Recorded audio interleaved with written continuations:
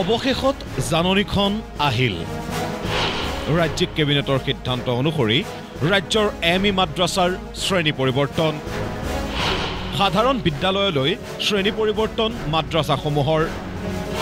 প্ৰাথমিক শিক্ষা সঞ্চালকালয়ে জাৰি কৰিলে জাননী মন কৰক এই জাননী জাৰি কৰাৰ লগে লগে নিশ্চিত হ'ল এতিয়াৰে পৰা ৰাজ্যত নাথাকিব এমই মাদ্ৰাছা তাৰ পৰিৱৰ্তে সেই মাদ্ৰাছাসমূহক নতুনকৈ মধ্য ইংৰাজী বিদ্যালয় হিচাপে নামকৰণ কৰা হৈছে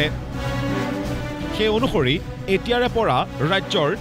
1281খন মাদ্ৰাছা পৰিচিত হ'ব মধ্য ইংৰাজী বিদ্যালয় হিচাপে ইয়াৰে মৰিগাঁও জিলাত 65খন কামৰূপত 66খন কৰিমগঞ্জত 44খন দৰঙত 42খন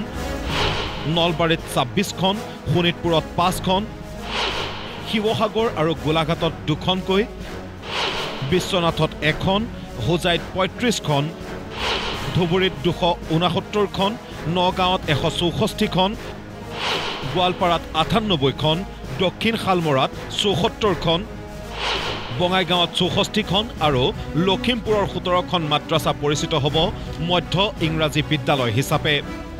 আৰু ইয়াৰে পিছত এই সিদ্ধান্তক ৰাজনৈতিক উদ্দেশ্য প্ৰণোদিত আখ্যাৰে প্ৰতিক্ৰিয়া এপিচিচিৰ কাৰ্যকৰী সভাপতি জাকিৰ হুছেইন সিকদাৰৰ এটা এটা ৰাজনৈতিক চমক মাদ্ৰাছাৰ নামটো উঠাই দিয়াটো এটা ৰাজনৈতিক চমক এটা তেওঁলোকৰ এটা হিটলাৰী এটা এজেণ্ডা অসমৰ ক'ত জেহাদী প্ৰশিক্ষণ চলিছে অসমৰ মাননীয় মুখ্যমন্ত্ৰী হিমন্ত বিশ্ব শৰ্মাক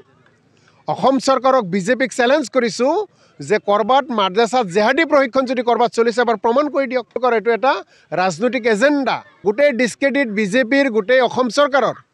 মাদ্ৰাছা নাম বন্ধ কৰাটো তেওঁলোকৰ এটা ৰাজনৈতিক উদ্দেশ্য প্ৰণীত এটা কাণ্ড বুলি ক'লেও ভুল নহয়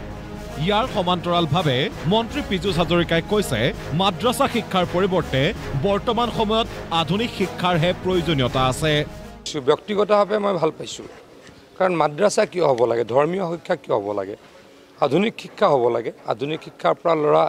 ভালকৈ পঢ়ক ছোৱালী ভালকৈ পঢ়ক ডক্টৰ হওক ইঞ্জিনিয়াৰ হওক উকিল হওক অকল ধৰ্মীয় শিক্ষা লাভ কৰিলে কিমান চাকৰি পাব মাদ্ৰাছা থাকিব নালাগে আধুনিক শিক্ষা হ'ব লাগে হিন্দু মুছলমান সকলোৱে আধুনিক শিক্ষাৰে শিক্ষিত হ'ব লাগে আৰু সমাজখন আগুৱাই যাব লাগে বৰপেটাৰ পৰা অনুপম অনিৰুদ্ধৰ সহযোগত ধীৰাজ হাজৰিকাৰ ৰিপৰ্ট প্ৰতিদিন টাইম